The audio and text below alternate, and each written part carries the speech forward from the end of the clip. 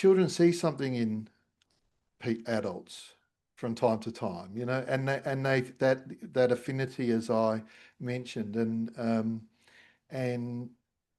there's that then that I guess um, that desire to emulate in some ways. That again, as I said, it just seems to reinforce that the impact that adults can have on the lives of the children, including adults outside of the family and the network of Yeah, attachment relationships as such. yeah, and I would say that bit of a generalization, but I think that in general, in the child protection and welfare system, we don't respect enough the power of schools in the Mm, lives of children. That if we took a child-led view of their world, school looms very large in their life. mm, mm, And people like Michael Rudder would say that for, the great British psychiatrist and psychologist yeah. and researcher, um, he was not alone in saying this, but he drew attention to the evidence on this that Mm, for young people with family difficulties, school was the most important positive resource available mm, to them. Often could have a decisive influence on what actually happened as a result of the family difficulties. Now, obviously schools can't do everything, and sometimes we expect too much from them. But at the same time, I think the educational, but also the social resources and supports the schools can bring, even when they're not trying, mm. Yep. just just by the structures and the routines and the processes and the informal life, Mm, all of these things are happening organically within the system. Now, you mm, can also say yes, but schools are also sites where bullying occurs, where things go on under the radar of the adults, which is undoubtedly true. There's a whole world, child world underneath the radar of or gaze of the mm, adults, which adults are probably a bit naive about. But some of that, what goes on is positive. It's not all negative.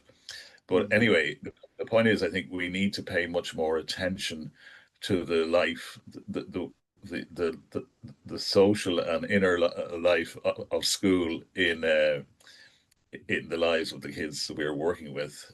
yeah. But school is only one example. There's also, faith communities. There's Hmm. extended family.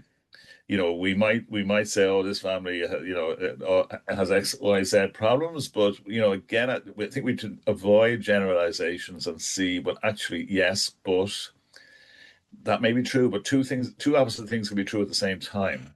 Yeah. There may also be people in the family who are, doing well, Mm, um, and who are interested and open to being supportive, an aunt or granny, somebody. I mean, I think that just is so mm, so important to kind of acknowledge and recognize. We shouldn't paint all the people in the same family system as mm, problematic just because some members have been mm, problematic under certain conditions in a mm, certain period. That's really what we mm, can say, but there are others who maybe are have a lot to offer, mm, and it's important that we don't lose sight of that. mm, And similarly, sports clubs, the care and love of animals, all of these sort of foci or focuses, if you like, to present opportunities for young people to connect to adults who may be positive actors in different ways. yeah. Yeah. And some of those connections may endure.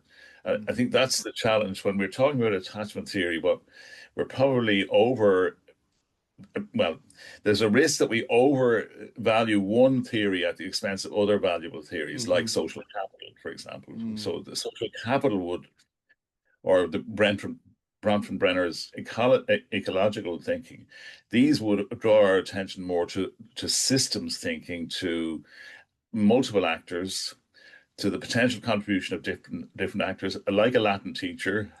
How does a Latin teacher have influence on somebody's social work career? It's not very obvious, but but it's a great example of how mm, those kind of quirky things uh, mm. do actually spark opportunities for people.